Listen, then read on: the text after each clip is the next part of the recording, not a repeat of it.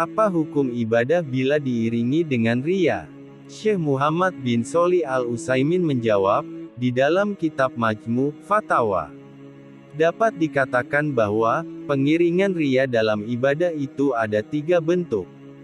Pertama, faktor yang mendorong ibadah itu adalah riya terhadap manusia dari dasarnya, seperti orang yang berdiri melakukan sholat untuk Allah karena riya kepada manusia, supaya manusia memujinya atas sholatnya itu.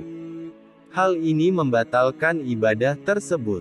Kedua, riya itu menyertai ibadah di tengah-tengah pelaksanaan ibadah, artinya faktor yang mendorong ibadah pada awalnya adalah ikhlas karena Allah, kemudian muncul riya di tengah-tengah pelaksanaan ibadah.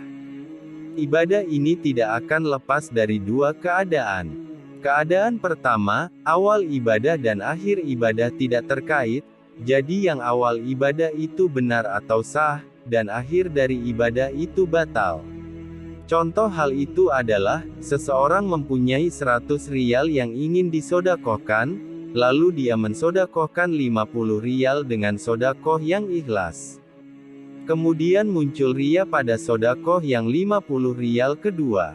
Jadi yang pertama adalah sodakoh yang benar atau sah dan diterima, sedangkan 50 rial yang kedua adalah sodakoh yang batal, karena bercampurnya riya dengan ikhlas dalam ibadah tersebut.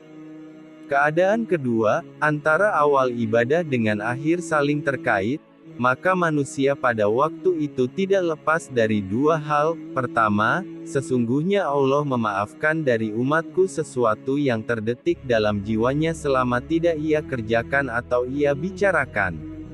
Kedua, ia tetap dengan riyanya dan tidak berupaya menghilangkannya. Pada saat itu semua ibadahnya batal karena bagian awal dan akhir dari ibadah tadi saling terkait. Contohnya ada seseorang ketika mulai sholat niatnya ikhlas kepada Allah, kemudian pada rokaat kedua terdetik perasaan riya, maka batallah semua sholatnya karena ibadahnya tadi saling terkait.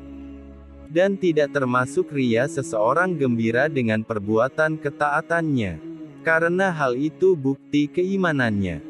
Nabi Shallallahu Alaihi Wasallam bersabda, barang siapa yang kebaikannya menyenangkan dirinya dan keburukannya menyusahkan dirinya maka dia itu mukmin. Keadaan ketiga, rasa riya terbesit setelah selesainya ibadah, maka hal ini tidak terpengaruh terhadap nilai ibadahnya, karena ia telah sempurna dengan benar, maka muncullah riya setelahnya, yang tidak membatalkan ibadah. Nabi Shallallahu Alaihi Wasallam ditanya tentang hal itu, beliau menjawab, itu adalah kabar gembira orang mukmin yang dipercepat.